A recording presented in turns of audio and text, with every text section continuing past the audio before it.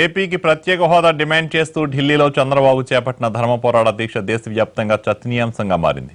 కేంద్రం తీరును ఎండగడుతూ ఏపీకి జరుగుతున్న అన్యాయాన్ని ఢిల్లీ వేదికగా చెప్పడంలో టీడీపీ సఫలమైంది. ఇదే వేడిలో ప్రత్యేక హోదా అంశాన్ని మరోమారు రాష్ట్రపతికి విన్నవించాలని నిర్ణయించుకున్నారు ముఖ్యమంత్రి. ఇవాళ మధ్యాహ్నం 12:30కు రాష్ట్రపతి రామ్నాథ్ కోవింద్ను చంద్రబాబు బృందం కలవనుంది. విభజన హామీల అమలు, కేంద్రం వైఖరి తదితర అంశాలపై రాష్ట్రపతికి వినతి పత్రం సమర్పించనున్నారు. ఈ మేరకు ఇప్పటికే రాష్ట్రపతి అనుమతి తీసుకున్నారు. 11 మందికి మాత్రమే రాష్ట్రపతి కార్యాలయం అవకాశం కల్పించింది.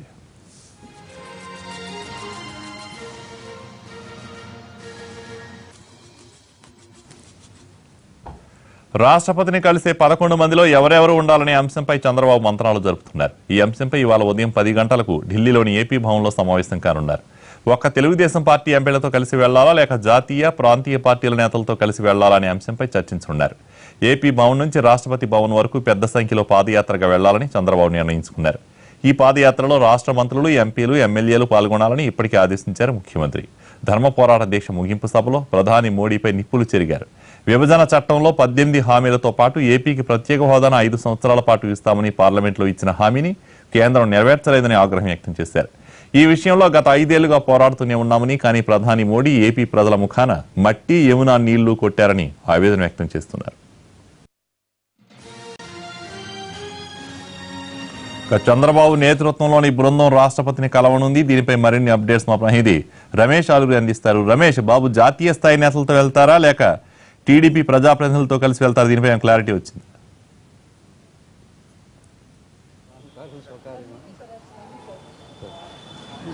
నిన్నటి దీక్ష గ్రాండ్ సక్సెస్ అయిందని తెలుగుదేశం పార్టీ నేతలు అభిప్రాయపడతా ఉన్నారు. ఏదైతే దేశవ్యాప్తంగా మరోసారి కేంద్రం వ్యవహార శైలిని ఎండగట్టడంలో నిన్న దీక్ష వేదికగా సక్సెస్ అయ్యామనేది వాళ్ళ అభిప్రాయం. దానికి కంటిన్యూస్గా ఈరోజు రాష్ట్రపతిని కలుస్తూ ఉన్నారు. విభజన చట్టం అమలు చేయాలనే విషయంలో రాష్ట్రపతిని కలిసి డిమాండ్ చేయాలనేది వీరి యొక్క ఆలోచనగా ఉంది. జాతీయ పార్టీ నేతలతో కలిసి వెళ్లాలనే ఒక ప్రతిపాదన కూడా కనిపిస్తూ ఉంది. ఇదే సమయంలో ఆర్ఎంఎల్ హాస్పిటల్కి ముఖ్యమంత్రి వెళ్ళనున్నారు. రాష్ట్రానికి చెందినటువంటి ఒక వ్యక్తి నిన్న ఆత్మహత్య చేసుకొని చనిపోయిన ఏదైతే ఘటన ఉందో దాన్ని వాళ్ళ కుటుంబ సభ్యులను పరామర్శించేందుకు ముఖ్యమంత్రి ఆర్ఎంఎల్కి వెళ్ళబోతున్నారు. అనంతరం పాదయాత్రగా ఢిల్లీ రోడ్లలో తెలుగుదేశం పార్టీ నేతలు, మంత్రులు, ఎమ్మెల్యేలు, ఎంపీలు పాదయాత్రగా వెళ్లి రాష్ట్రపతిని కలవాలి అనే ఒక ప్రపోజల్పై ప్రస్తుతం చర్చ జరుగుతోంది. మనతో పార్టీ నేత ఖమ్మం పార్టీ ఉన్నారు. ఏంటి సార్, ఇప్పుడు రాష్ట్రపతిని కలవడం వెనక ఏంటి? నిన్న దీక్ష అయిపోయింది, ఇప్పుడు రాష్ట్రపతిని కలిసి ఏం చెప్పబోతున్నారు? ముఖ్యంగా దీక్ష మీద మీరు ఒక కామెంట్ కూడా ఇందా మీరు సక్సెస్ అయిందని అనుకుంటున్నారని అన్నారు. మీరు కూడా భావించాల్సింది ఉంది, మీ రోలు కూడా ఉంది, అందరి రోలు ఉంది. ఇది ప్రజల కోసం. ఎందుకంటే ఏది చేసినా తెలుగుదేశం ప్రభుత్వం పార్టీ ప్రజల కోసం చేస్తోంది. ఆ రోజు కూడా ఎన్డీఏలో చేరినప్పుడు ఎందుకు చేరామో కూడా ప్రజలకు చెప్పాము. అదే ఎందుకు బయటకు వచ్చామో కూడా చెప్పాము. 29 సార్లు ముఖ్యమంత్రి గారు ఢిల్లీకి వచ్చి విభజన చట్టంలో అంశాలను అమలుపరచడంలో వైఫల్యం చెందింది కాబట్టి ఈవేళ బయటకు వచ్చి అవన్నీ కూడా ప్రజలకు చెప్పి దేశ ప్రజలు కూడా చెప్తున్నాం. కాంగ్రెస్ పార్టీ ఆల్రెడీ చెప్పింది, విభజన చేసి మేము నష్టపోయామని చెప్పారు. కాబట్టి ఈవేళ అంతకన్నా పెద్ద తప్పు బీజేపీ చేసింది. కాబట్టి ఈవేళ బీజేపీని వదిలి బయటకు వచ్చి ఏదైతే ప్రత్యేక హోదా ఇస్తామని చెప్పారో వాళ్ళు, అదేవిధంగా మిగతా పార్టీలు అందరూ కూడా ఒకటే గమనించాలన్న ఈ యొక్క దీక్షలో జాతీయ నాయకులందరూ కూడా వచ్చి సంఘీభావం తెలియజెప్పి ఎస్ ఆంధ్రప్రదేశ్కి అన్యాయం జరిగింది, కేంద్రం మోసం చేసిందని స్పష్టంగా చెప్పడం జరిగింది. ఇంక్లూడింగ్ ఎన్డీఏ పార్ట్నర్గా ఉన్న నాయకులు, శివసేన కూడా వచ్చి చెప్పింది. అదేవిధంగా బీజేపీ నాయకులుగా ఉన్న శత్రుఘ్న సిన్హా కానీ, యశ్వంత్ సిన్హా కానీ వాళ్ళు కూడా వచ్చి చెప్పడం జరిగింది. దీన్ని బట్టి ఇప్పటికైనా కానీ బీజేపీ నాయకులు కానీ నరేంద్ర మోడీ గారికి కనువిప్పు కలగాల. కానీ వారు నిన్న గుంటూరు వచ్చి కూడా కనీసం ఏదన్నా దీని మీద మాట్లాడతారని ప్రజలంతా చూశారు. అలా కాకుండా తిట్టిపోయి ఏదైతే ఉందో అవాస్తవాలని కూడా చెప్పి ప్రధానమంత్రి గారు రెఫరెన్స్ స్కామ్ మీద దేశం మొత్తం చర్చ జరుగుతుంది కాబట్టి పబ్లిక్ ఇష్యూ డైవర్ట్ చేయడానికి వేరే రకంగా మాట్లాడటం జరిగింది. ఇవే అంటున్నారు సార్, రాష్ట్రంలో రాజకీయ పార్టీలు నిన్నటిదో ఫ్లాప్ షో అని చెప్తా ఉన్నాయి. ఇప్పుడు వాళ్ళు ఏది ఫ్లాప్ షోనా అంటే ప్రజలను అవమానించినట్టే. ప్రజల కోసం నిలబడితే, ప్రజల కోసం దీక్ష చేస్తే, ఇంత కష్టపడుతూ ఉంటే ప్రభుత్వ పరంగా అన్ని పక్షాలు వస్తే అంటే వాళ్ళ గుండెల్లో రైలు పెరగలుగుతాయి. కాబట్టి వాళ్ళ ఉనికిని దేశం మొత్తం కూడా బీజేపీ కానీ, రాష్ట్రంలో అయితే ప్రతిపక్షం అనేది లేదు, ఆ స్థానం కూడా కోల్పోబోతున్నారు.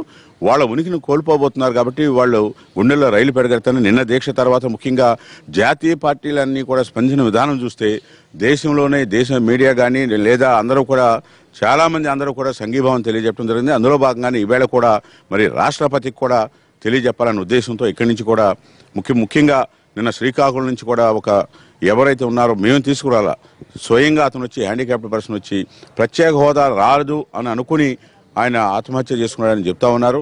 వాళ్ళ కుటుంబానికి కూడా నిన్న మరి రాష్ట్ర పార్టీ కానీ దేశం జాతీయ నాయకులు అందరూ సందర్భంగా ఏ విధంగా సంతాపం తెలియజేయటం, అదేవిధంగా వాళ్ళ కుటుంబాన్ని కూడా ఆదుకోవాలని కోరుకోవడం జరిగింది. అంటే ప్రజలలో అటువంటి ఆవేదన ఉంది. ఇంకెవరు కూడా అటువంటి మరి సంఘటనలు చేయకూడదని కూడా వారు ముఖ్యమంత్రి గారు అప్పీల్ ఇవ్వడం జరిగింది. దానిని అర్థం చేసుకోకుండా ప్రతిపక్షాలు, రాష్ట్రాల నాయకులు కానీ వాళ్ళకి ఇష్టం వచ్చినట్టు మాట్లాడుతూ ఉంటే ప్రజలు క్షమించరు. ప్రజలు తెలియగల వాళ్ళు, మనందరికన్నా కూడా తెలియగల వాళ్ళు ఎవరు ప్రజల పక్షాన ఉన్నారు, ఎవరైతే రాష్ట్రాన్ని అభివృద్ధి చేయగలరు, ఎవరైతే సంక్షేమ కార్యక్రమాలు చేయగలరు వాళ్ళనే పట్టం కడతారనేది స్పష్టంగా కనపడుతూ ఉంది. బ్రహ్మంపాటి గారు, నిన్న దీక్ష చూసినట్లయితే వివిధ జాతీయ పార్టీ నేతలు వచ్చారు. ఒక కాంగ్రెస్ పార్టీ నుంచి అగ్రనేతలు దాదాపు 9 మంది ముఖ్య నేతలంతా హాజరవడాన్ని ఎలా చూడాలి? ఇదే సందర్భంలో 2 మాజీ ప్రధానమంత్రులు కూడా మీతో డయా షేర్ చేసుకున్నారు. దీన్ని బట్టి మీరు అర్థం చేసుకోవాల్సింది, యూపీఏ ప్రభుత్వం ఉన్నప్పుడు వాళ్ళు ఎవరైతే బిల్లు పెట్టారో, ఎవరైతే డ్రాఫ్ట్లో పాలు పంచుకున్నారో, ఎవరైతే ప్రధానమంత్రిగా ఉండి ఆ రోజు రాజ్యసభలో వాగ్దానాలు చేశారో వాళ్లే వచ్చి తర్వాత ఎవరు అధికారంలోకి వస్తే వాళ్ళు అవన్నీ అమలు పరచాల్సిన బాధ్యత. ఎవరైతే విభజించారో అనే చర్చ కూడా ఇదే సందర్భంలో వస్తుంది. అందుకే విభజించారు కాబట్టే వాళ్ళు కూడా మాట మీద నిలబడి దేశం మొత్తం నష్టపోయామని వాళ్ళు తప్పు తెలుసుకున్నారు కాబట్టి వాళ్ళు వచ్చి అంతకన్నా ఎక్కువ ద్రోహం చేశారు కాబట్టి చేసింది ఎవరనే చర్చ కూడా వస్తుంది కదా రామ్మోహన్ గారు. ఇదే సందర్భంలో ఎవరు నష్టం చేశారు, ఎవరు డయాస్ మీద ఉన్నారు, అప్పుడు వాళ్ళు ఏ రకంగా వ్యవహరించారు అనే చర్చ కూడా ఇదే సందర్భంగా వస్తుంది కదా. ఎస్, మీరు అన్నది కరెక్ట్. అప్పటికి అది కరెక్ట్. అది ప్రజల ఆగ్రహానికి గురయ్యారు కాబట్టే మేము తప్పు చేశాం, కానీ మాటకు నిలబడ్డాం, తెలంగాణ ఇచ్చామని తెలంగాణ ప్రజలకు చెప్పారు, అక్కడ కూడా వెళ్ళటం జరిగింది. ఇవాళ ఇక్కడ కూడా అందుకే మేము ఎన్నికల పోతే పెట్టుకోవాలా, కానీ మేము తప్పు చేశాము, కానీ మాకన్నా పెద్ద తప్పు చేసింది వాళ్ళ బీజేపీ, ద్రోహం చేసింది, అధికారం ప్రజల పట్టణం మేము నష్టపోయినా దానికి సిద్ధంగా ఉన్నాం. వాళ్ళు తప్పు ఒప్పుకుంటున్నారు. ఎప్పుడు కూడా ప్రజలు తప్పు ఒప్పుకున్న వాళ్ళని క్షమిస్తారు. ఎవరైతే మోసం చేసి దగా చేస్తారో వాళ్ళని శిక్షిస్తారని నిన్న సభ ద్వారా వాళ్ళకి చెప్పదలుచుకున్నాం. ఈజీగా ఒప్పుకుంటారంటారా? తప్పు చేసిన వాళ్ళని రాష్ట్ర ప్రజలు అంత ఈజీగా క్షమించే పరిస్థితి ఉంటారా? మీ ప్రయాణానికి యాక్సెప్టెన్స్ వస్తుంది అనుకుంటున్నారా రాష్ట్ర ప్రజల నుంచి? అంటే రాజకీయ పరంగా ఎన్నికల సమయంలో జరుగుతున్నటువంటి చర్చగానో, మీరు మొత్తం దీన్ని హైజాక్ చేయాలని చేస్తున్న ప్రయత్నంగానో వస్తున్న విమర్శలు ప్రజలకు వెళ్లే అవకాశం లేదా? ఎట్టి పరిస్థితుల్లో రాష్ట్రంలో మేము వాళ్ళతో కలిసి వెళ్ళటం లేదు. వాళ్ళకే వాళ్ళు ఏదైతే ఉందో ఎన్నికల సమయంలో కంటెస్ట్ చేస్తూ ఉన్నారు. జాతీయ స్థాయిలో మాత్రమే ఏదైతే ఉందో అందరూ కూడా మిగతా పార్టీలు ఏ విధంగా తెలుగుదేశం పార్టీకి సంఘీభావం తెలియజెప్పారో కాంగ్రెస్ పార్టీ కూడా వాళ్ళు తప్పు తెలుసుకుని వాళ్ళు వచ్చి సంఘీభావం తెలియజెప్తే దాన్ని విమర్శగా ఎలా తీసుకుంటారో సద్విమర్శగా అంత ముందు జరిగిన తప్పును తెలుసుకుని ఎవరైతే ప్రధానమంత్రిగా ఉన్న వ్యక్తి మన్మోహన్ సింగ్ లాంటి వ్యక్తి వచ్చి నేను రాజ్యసభలో నేను వాగ్దానాలు చేశాను, అవి చేసి ఉండవలసింది ప్రభుత్వం చేయలేదని ఆయన కూడా తప్పు పడతా ఉన్నాడు. కాబట్టి ప్రజలు దాన్ని సద్విమర్శగా తీసుకుంటారు, స్వాగతిస్తారని నేనేం చెప్తా ఉన్నా. వాళ్ళకి పట్టం కడతారని చెప్పడంలా ఆంధ్రప్రదేశ్లో కాంగ్రెస్ పార్టీ వాళ్ళకి ఆ ఉనికిని కోల్పోయారు, దేశం మొత్తం కూడా ఉనికిని కోల్పోయారు. కాబట్టి కోల్పోయినప్పటికి కూడా జరిగిన అన్యాయాన్ని చెప్పి మళ్ళీ మేము అంతకన్నా పెద్ద తప్పు వాళ్ళ అధికారంలో ఉన్న వాళ్ళు చేశారు కాబట్టి దానిని ఆ విధంగా దృష్టిలో చూస్తున్నారు. ప్రజలు కూడా ఆ కోణంలో చూస్తున్నారు అనేది మీ ద్వారా వాళ్ళకి తెలియజేస్తా ఉన్నారు.